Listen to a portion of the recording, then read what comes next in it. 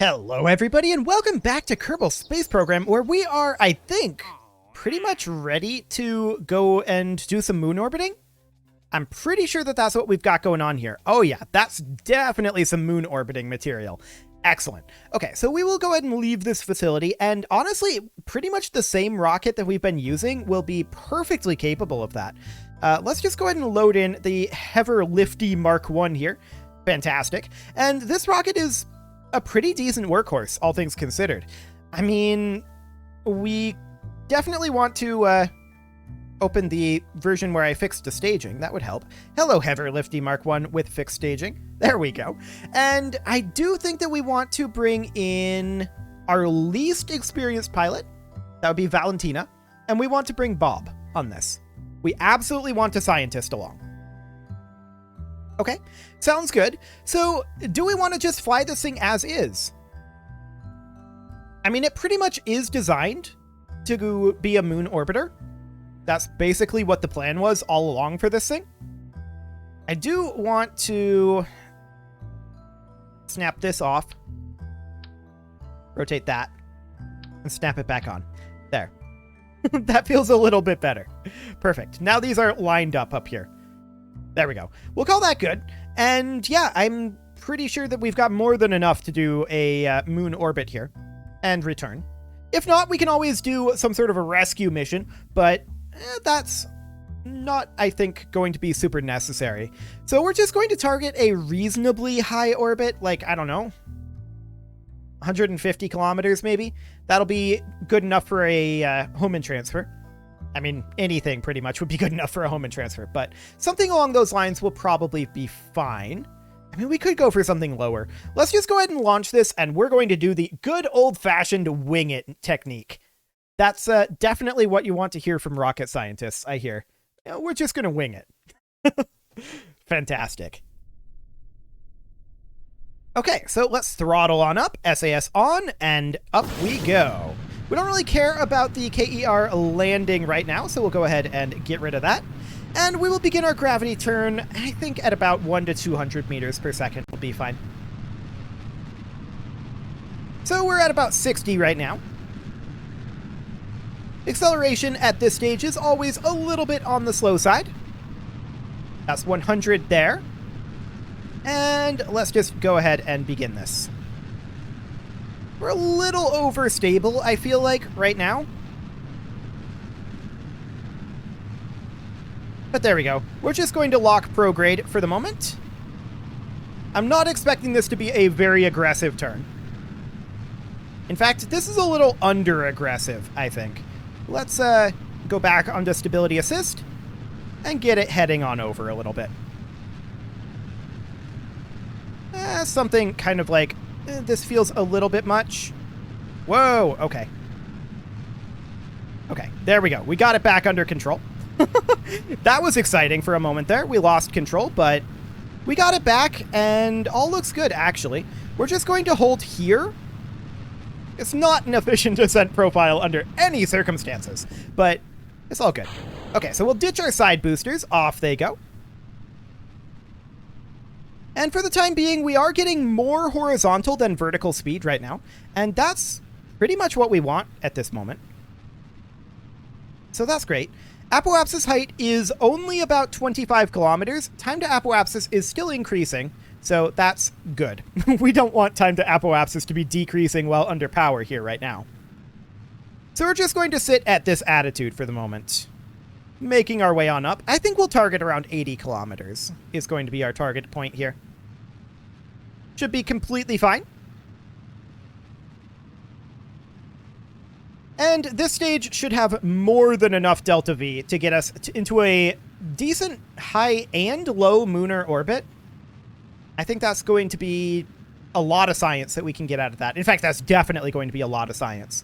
So we will go ahead and continue burning here. We're at an apoapsis height of 50 kilometers. Sounds good. 1.2 kilometers per second right now. And I'm going to head on over to prograde. There we go.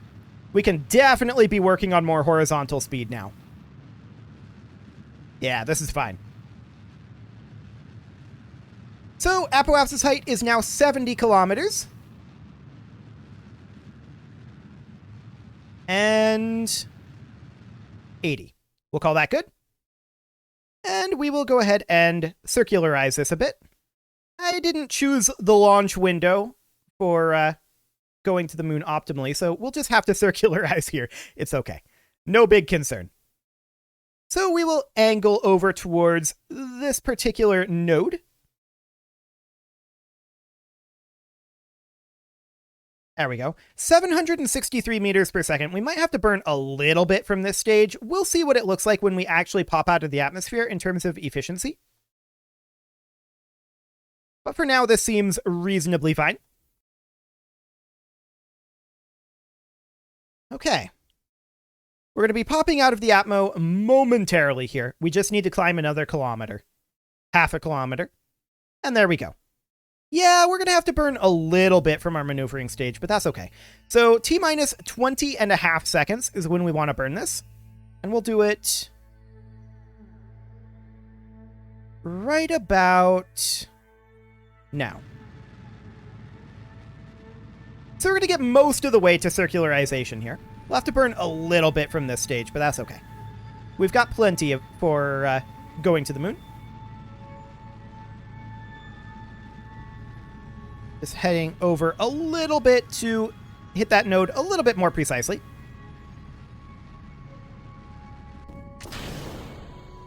And off we go. Excellent. We didn't burn this in atmosphere, which is good. That's very, very good indeed. So we're going to hop into a proper orbit here. There we go. Just circularizing. This is good enough. Okay.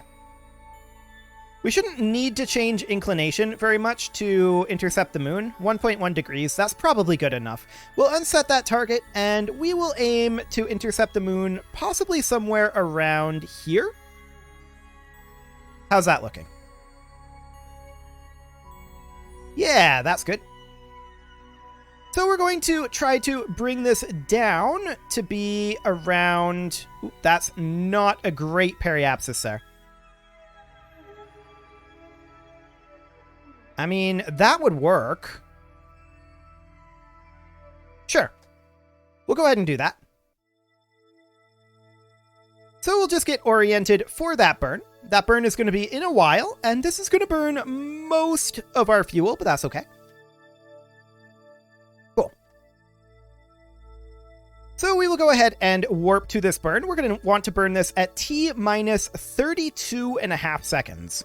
So that'll be just fine. Ooh, in space high. Okay. We've still got a Badlands one that we can grab there. But yeah, I didn't grab it there. We'll reorient for the burn. And T-minus 32.5 seconds is when we're going to do this. So we'll go ahead and warp towards that. And we will commence this burn now. Excellent. Now, the only number that matters is what our moon periapsis is going to be here at this point. So that's fine. And this is going to burn out roughly half of this stage. A little over, I think, but we'll have plenty to get back. And we're not going to look to do like a full circularization around the moon. We're just going to look to barely dip into orbit. That's all we need for our contract, and I'd like to be in both high and low space, although getting an orbit around at this inclination wouldn't be too bad. Like getting a full low orbit. We'll see how much delta V that looks like it's going to need. But we're not going to have that much left over, so we might have to be a little bit frugal with this one. We'll see. Just positioning a little bit more accurately here. Okay.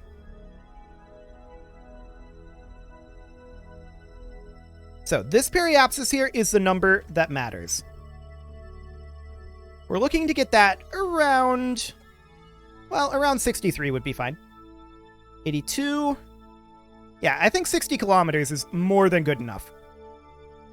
Pretty sure that's in low lunar orbit. We could dip it down to 50, though, just to be on the safe side. Much cheaper to do it here, after all. Okay, something like that. So now we will go ahead and warp to around here. Well, we'll just cancel that maneuver, and we'll create a new maneuver here. All we want to do is just dip into circularization territory here. This is a lot of our remaining delta V. So yeah, I think that we absolutely can't enter a circularized orbit here. That's fine. We'll go ahead and warp to here. Stop that warp, please. Thank you. In space high over water, we can get a mystery goo observation and a material study, which we will go ahead and do. And then we will collect those. And then we're going to have Bob EVA, of course, and he needs to go reset those. So he will reset those. Come on over, Bob. Excellent. We'll go ahead and open the service bay here. And we will restore the mystery goo containment unit and restore the science junior. And then we will grab those again. There we go. Now those are currently stored here, so we can't store them again there. But what we can do is we can swap back to Bob, and then he can collect the data from both of them. And then restore them again to be run over the moon. We can't grab a third one here, but that's okay. And then Bob can climb on back in the capsule. Go on there, Bob. There we go. Excellent. So we can't grab these. We have nowhere to store them right now. We might grab them on the way back, but we're probably better off having those be in space low over the moon. So that's probably what we're going to end up doing. Now let's go ahead and continue to warp a bit. But let's see if we get additional science here. I don't think we will, actually, now that I think about it. In space high shouldn't. So we'll go ahead and warp here. Yeah. This is all the same science. So we're going to turn that off for the moment. There we go.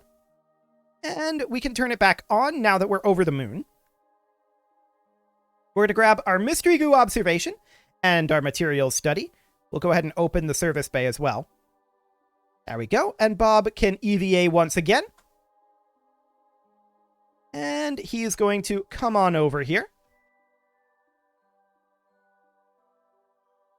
Just trying to position him where he'll stay a bit. And he can collect... Actually, hang on. We need to collect the data up here first. Okay.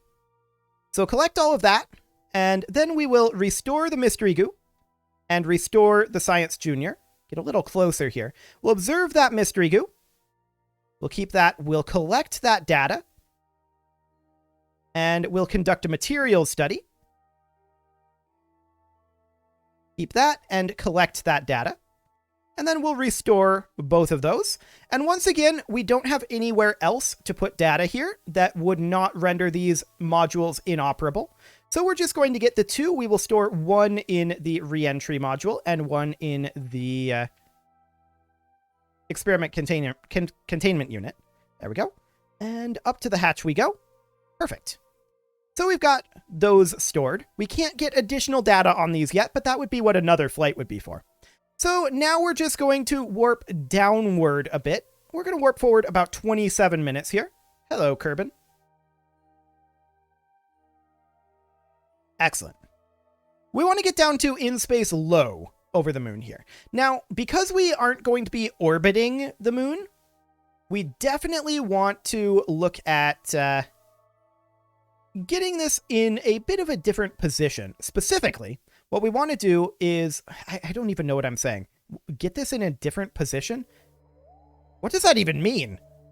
No, what we want to do is we just want to get what science we can. We're going to do a just barely orbit the moon thing here. Words are apparently exceptionally difficult all of a sudden. Okay. Hello, moon.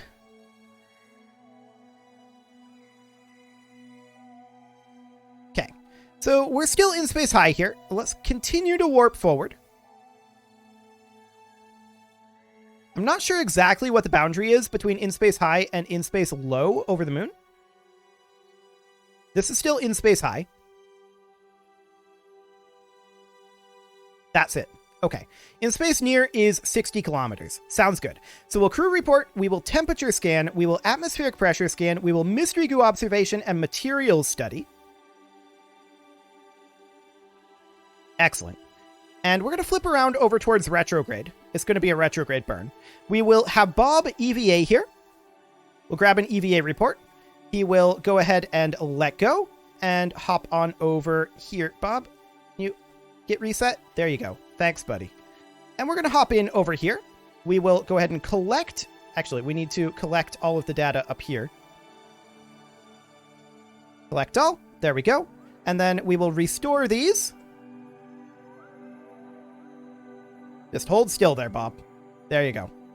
We'll restore those, and we will conduct the materials studies and the mystery goo. Keep both of those, collect the data, and collect the data, and restore the Science Junior and the mystery goo containment unit. There we go. And close the service bay doors. And now we will need to hop back in. There we go. Now we can board. Cool. And we're going to need to burn this fairly soon here. We're going to have Bob EVA actually again.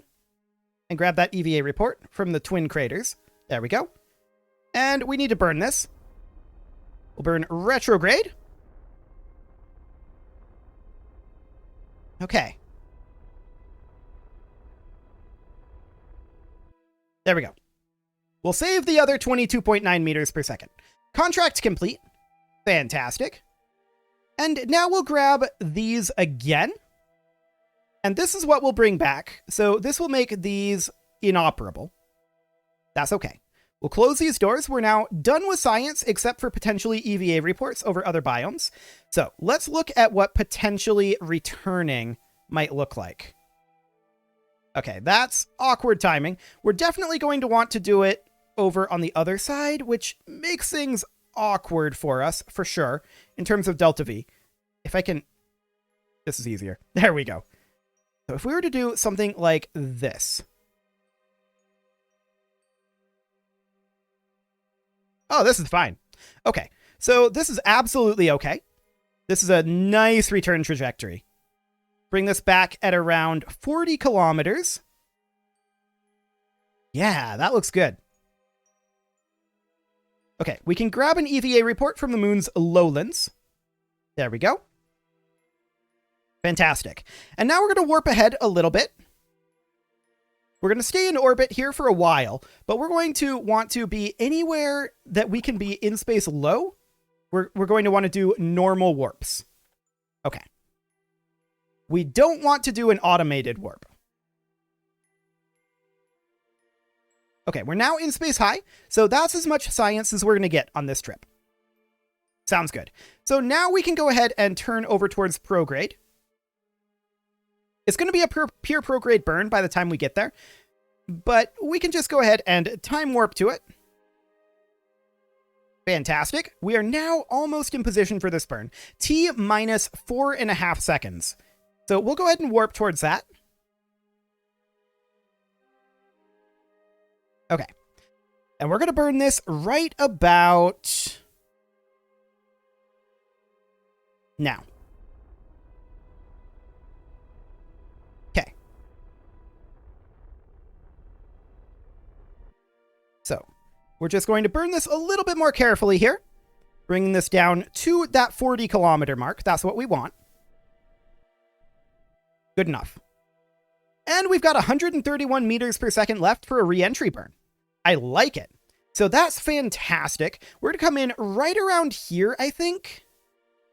Or maybe we'll do the reentry burn just manually. Once we're in Atmo. Well, it's going to be much more efficient to burn it out of atmosphere. So we're going to do it right around here. And that's going to be a good old-fashioned radial retrograde burn. And that will do a retrograde here. And we'll just unpin this open and pin this open. Thank you very much.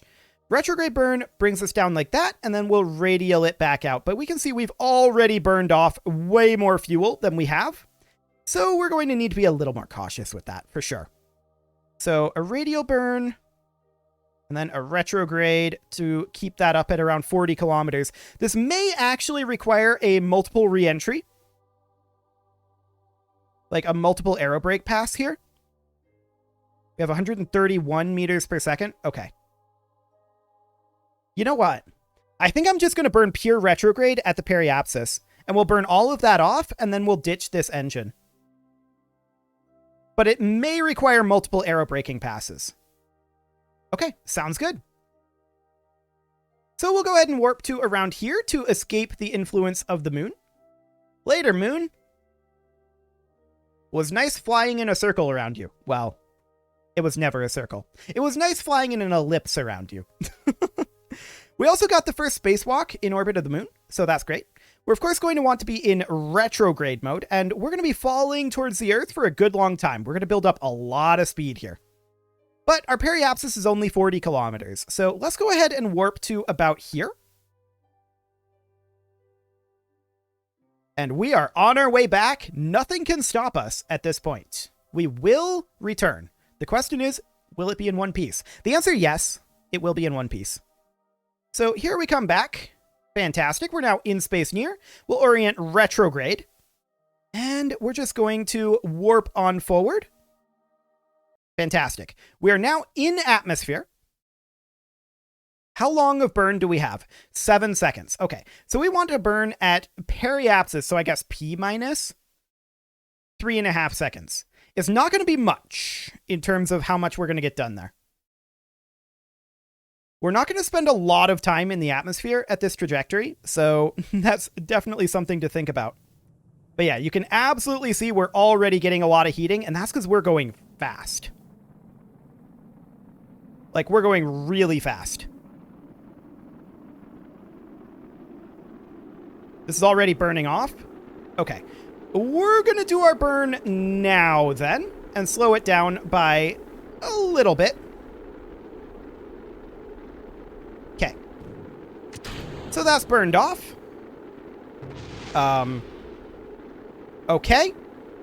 That was interesting. I don't know how that happened. How did it burn off in the middle there? That is not how this is supposed to work. Regardless, all of our most important data is actually stored up here. So as long as we slow down sufficiently, which we're slowing down a lot here, as long as we slow down sufficiently, this is still okay, but the heat shield should have protected this central location, for sure. We're still mostly protected here. And we've bled off most of our dangerous heat. So, or rather dangerous speed. We're now completely suborbital. So I think this is okay, but I have severe questions about how it bled off, or how this burned off the Science Junior in between our reentry module and our containment bay there. With a heat shield. I have questions. But maybe our re-entry attitude was just a little bit awkward or something. I'm not sure. We were coming in very fast. There's no doubt about that. But we're slowed down enough now that I think this is going to be safe. And all of our important data is either in the experiment storage unit or in the re-entry module. So this is completely okay. I'm not concerned about that. And the re-entry module has its own ablator. So this is fine. We're not concerned. We're going to get our drogue chutes here pretty soon, but with this precarious situation, I'm not going to physics warp until our drogue chutes are out. So that'll be fine. Drogue chutes will be deployable momentarily, and in fact, we could flip it up to get rid of this, but I'm not going to do that. That's a little bit of a dangerous maneuver, and it could, in theory, destroy the P, which we don't want that to happen. We're going to go ahead and deploy our drogue chutes, although they're not currently happening. Sure. That's because we're too high. Atmospheric pressure isn't high enough yet. So at this point, there goes the drogue chutes. Wonderful. And now we're going to just see about ditching this.